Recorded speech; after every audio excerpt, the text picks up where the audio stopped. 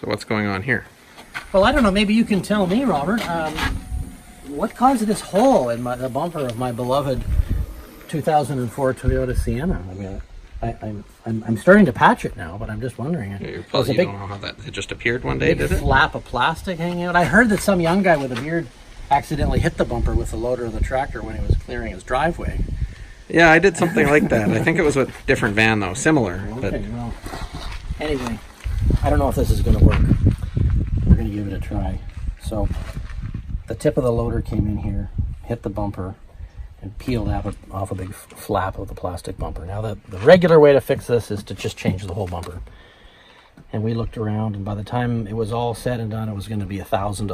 So $1,000 touch on the bumper seemed a bit much to me. I might as well go down fighting if I can. So I trimmed off the flap of plastic, and I squirted some expanding polyurethane foam in there, because it's all hollow in here normally.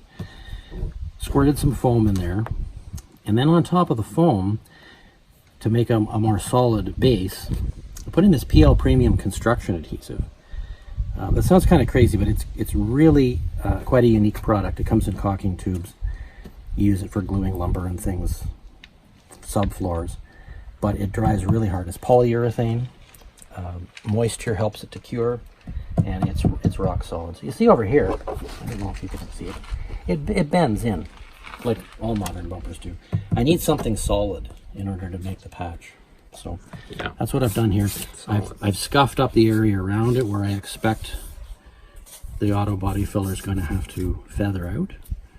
And I've got my paint ready and everything. So I'll go and get that filler mixed, and we'll get it installed, and then we'll just see what happens after that. I don't really like this goop. It's just standard Autobody filler. Lightweight, no reinforcing fibers, which is what we want. This stuff is often used for rust repair, but I don't really like it for rust repair because it seems to promote rust around the patch. You can do a nice job. For actual filling of holes in metal, I like to use solder.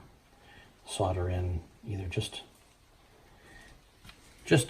solder on its own for small holes, or soldering in a patch of metal.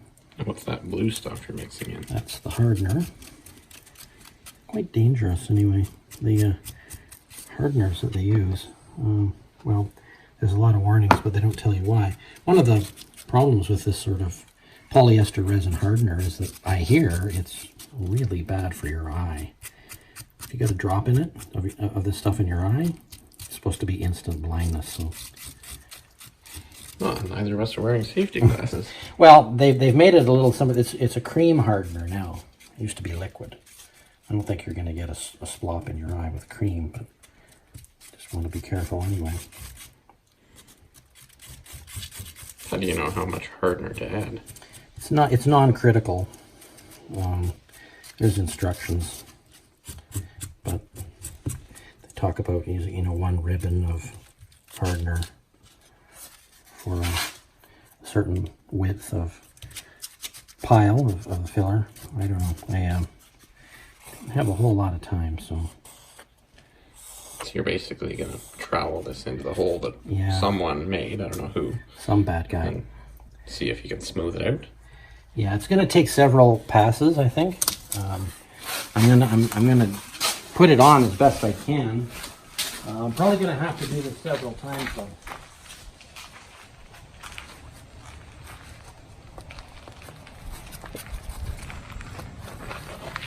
I'm just using a scrap of wood here because it makes a mess of putty knives and things. And just for this initial application, I think. Doesn't have to be too neat, just get it in there. Right.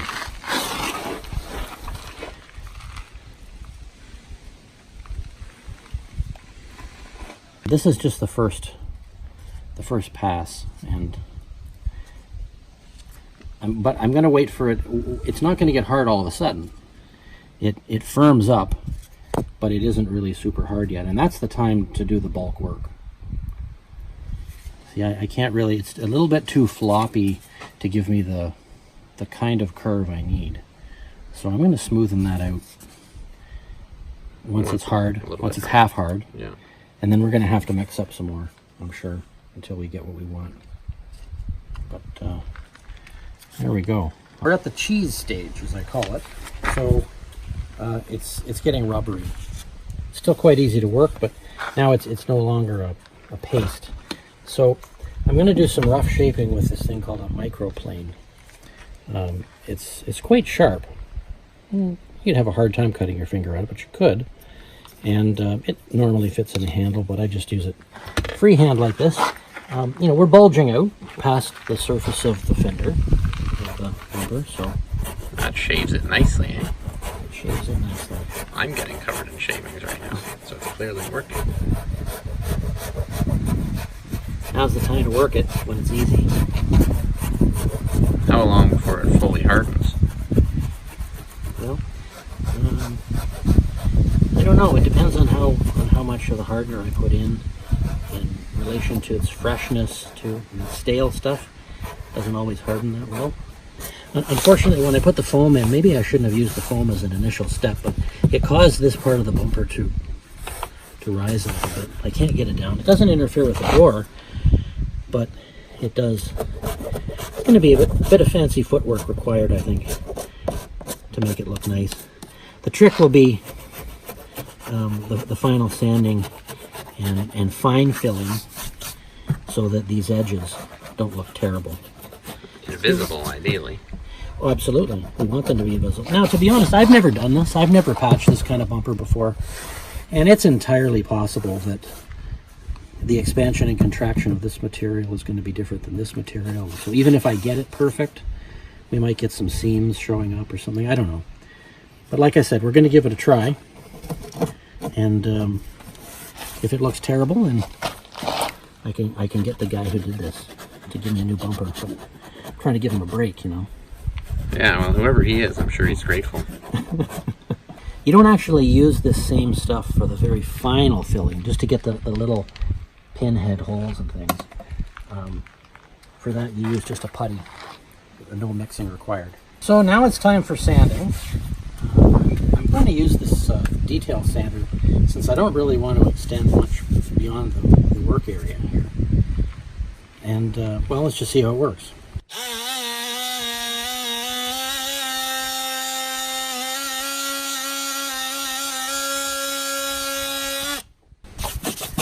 That's pretty good.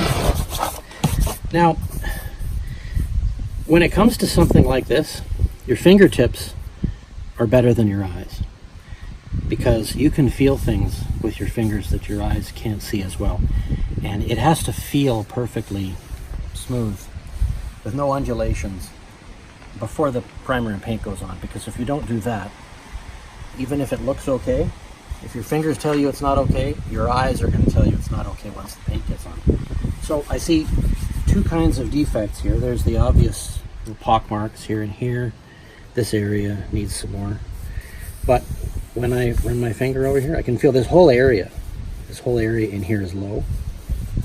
You can probably see that. I need to put some more here around the edges too. I'll do a little bit more sanding, and then I'll brush it off, and then I'll lay on some more filler. Just do this back and forth for a while until I get to the point where I can run my hand over it and I don't feel any difference in the texture or the profile. It should take three or four attempts, I think.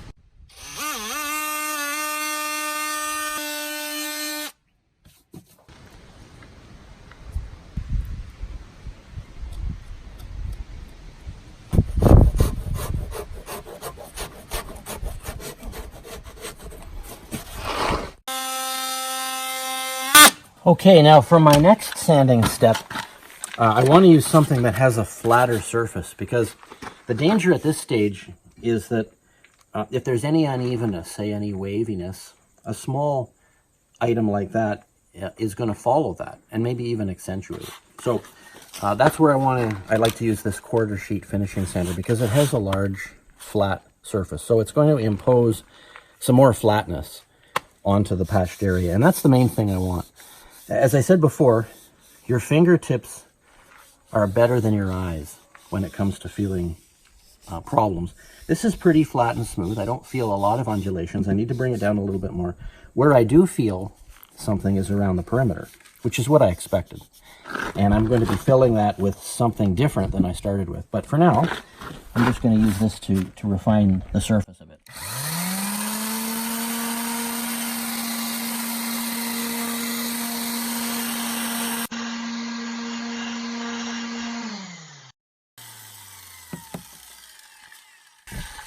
That's as far as I want to take this right now, because it is just a quarter sheet finishing sander, but it's also going to be easy for me to sand too much. So my next refinement step, before I do that different kind of filling around the perimeter and the little pockmark holes here, is to do some hand sanding. But I need to use more than just a piece of sandpaper in my hand. I could just use a piece of sandpaper. This is 100 grit, which is about perfect for this application. I could use it by hand, but like I said before, if there are any undulations in the surface, I'm just going to be following those with my hand, and the undulations are going to get worse, kind of like a washboarding gets worse on a dirt road as more cars go on it. So I need something to give me some stability. I could just use a block of wood, but the problem with a block of wood is it's just too rigid. It doesn't have any give. It doesn't properly follow any of the contours that are here, you know, the ones I want. So what I like to use is something kind of resilient. This is a sanding sponge, so you buy it as an abrasive. It's kind of toast here right now, so I'm just using it because of its consistency. It's firm, but it's got a little bit of give to it. If I had a chunk of foam insulation, you know, the rigid foam insulation board, the blue or the pink stuff, extruded polystyrene it's called, now that would work well too, but I didn't have one handy, but I've got this, and so I'm just going to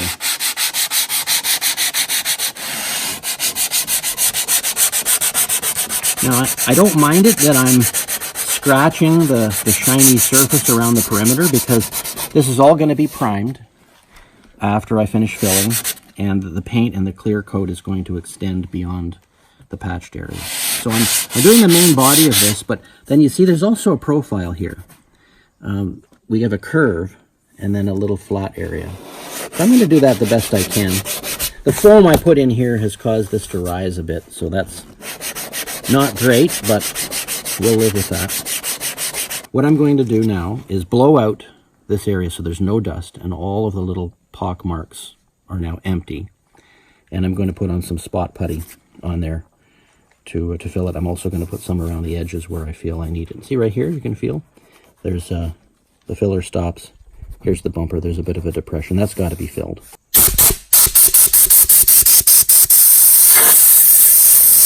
Glazing and spot putty. This air dries, so I don't have to mix it with hardener like I did before. And as you can see, there's lots of defects to deal with here. This is going to be a backing and forthing thing, meaning I'm going to put some on, and then I'm going to sand it off, and that's going to reveal areas I still need to work on. So I'm going to put some more putty on, and it's back and forth like that. This might seem like it's a big deal or a lot of hassle or something like that, but it actually goes pretty quick, especially when you don't have to stop and shoot video scenes all the time. It's starting to dry on me a little bit here. There's going to be more to do, but every time we apply it, let it dry, sand it, there are far fewer defects. So, as I said, I think 3 or 4 times, and then it'll pass the fingertip test, and then we get to priming. So you'll see how this spot putty sands quite nicely.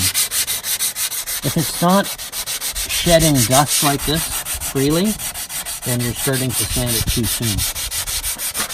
When you've sanded it enough, when you've dried it enough, let it dry enough, it sands beautifully. And I'm using the sponge with the 100 grit paper again.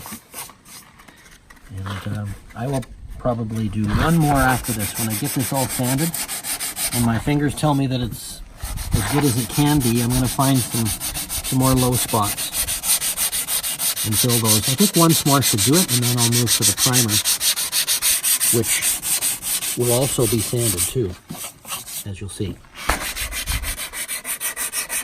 So at this stage, all of the red spot putty's been sanded and smooth. And when I run my hand over it, it feels pretty good. There's a little bump here, but that was something to do with the bumper. But everything else feels good. I'm ready to put some primer on. I've masked this. So this masking tape ends right where a transition in the bumper occurs from gray to black. So that's a good spot to put my masking tape. I've got some paper here to protect the rest of the vehicle. Now, one thing I don't have is more masking tape over here, say, or over here. Now, I don't intend to repaint this section or that other section or down here. So how come I'm not putting masking tape here and some paper? The reason is because when paint is stopped by masking tape, it leaves a little ridge. I mean, the paint layer has a thickness to it, and when you peel off the tape, you're going to have that little step there, and that transition looks terrible. So what I'm going to do is prime this, and I'm going to spray out to about here, and there's going to be some overspray, and it's going to get kind of bumpy because the small particles on the edge of the spray stream are going to harden partially before they land on the surface. But I'm not concerned about that whatsoever, because after the priming comes the process of wet sanding. So I'll be able to feather that primer out to nothing and make it very smooth, because it's got to be perfectly smooth if I want a perfect paint finish. This is an automotive primer, but it's a sandable primer. And that's key, because not all primers are sandable. I'm going to spray this on. I'm going to let it dry overnight. It's the end of the day now. I'll come at it tomorrow and show you what the sanding process looks like. Okay, you ready? Mm-hmm.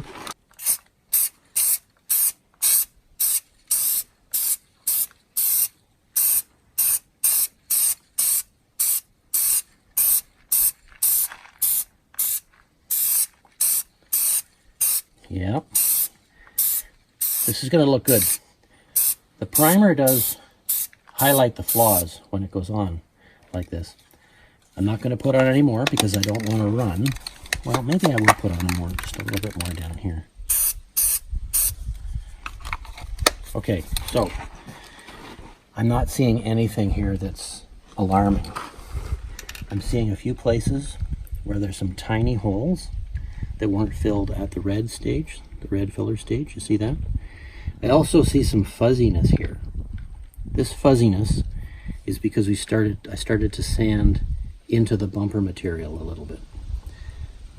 And there's also some pebbling here, little chunks of hardened primer that have landed on the edge. It's not particularly smooth in here. So if I just primed that, let it dry, and then sprayed it with paint, the results would be okay, but they wouldn't be great. So the next step will be to wet sand this when it's fully dry. And you'll see all of those things go away. It'll feather nicely into the bumper. And I'm probably going to do 2 or 3 more coats of primer, spraying it, letting it dry, sanding it. And I'm actually going to use this primer as a kind of a filler. So for instance, if when this is dry, I still see that dimple there, I'm going to give it some extra shots to fill that hole so that I'm sanding it flat, and that should disappear. So that's what's coming up next. I've got that first coat of primer on, and it's thoroughly dry. It's dried overnight.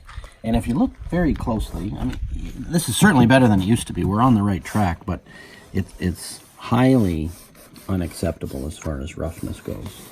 I don't know if you can see that up here. The whole thing is rough, and as you get to the edge, you kind of feel the pebbling from the little droplets of primer that wasn't thick enough to pool and flow out. So that's where the wet sanding comes in. I've got some 400 grit wet dry sandpaper here. I might have to go coarser, but I'm going to give this a try initially. I think we can make all this smooth. I'm not sure what's going to happen here. I don't have the profile perfect here, but I think it's probably going to come up fine. We'll see as it goes. But the idea with wet sanding is that you just get much smoother results, and it just works better. So, as I said, I've used a sandable primer. Can you see how our water's turning kind of milky? Yep. That's the product of that's the particles, the dust that's coming off. Now that has become incredibly smooth. Just with a few strokes too. Yeah, just with a few strokes. It's really getting quite refined. Now I'm getting rid of all this overspray here too. That's the way I feather it. Now we don't want to sand too much because it can go right through, or we don't want it to, but so far so good. So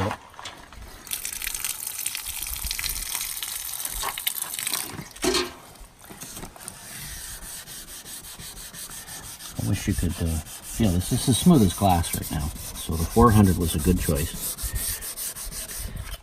But I'm not going to call it quits here, because once this dries, I'm going to be able to see some more of the imperfections. And like I mentioned before, this primer has some thickness to it. I mean, microscopically so, but that's the level that we're working at now. We're working at a microscopic level of refinement. So I'll finish this up. I'll dry it off. I'll let it dry completely, and then I'll examine it more closely, and we can come back and you can see the second coat of primer, which, based on how things look, I think that might be all we need to do as far as primer goes. So I put on another coat of primer, and I'm wet sanding it. You can see a nice slurry here. Feels great. At this stage, when you have the primer sanded, it's going to feel great. It's going to feel ready to coat, but you're in danger of making a big mistake, because even though the primer feels completely dry and it's sanding beautifully, it's still going to be off-gassing for a while. And it's possible, as I've learned from harsh experience, that if you put the paint coat on top of the primer while there's still some off-gassing going on, you can get all kinds of crinkly results, and you'll feel very bad that day, because it's going to look bad. Strange things can happen. Doesn't necessarily mean it will, but it can. So I'm going to let this sit for a week.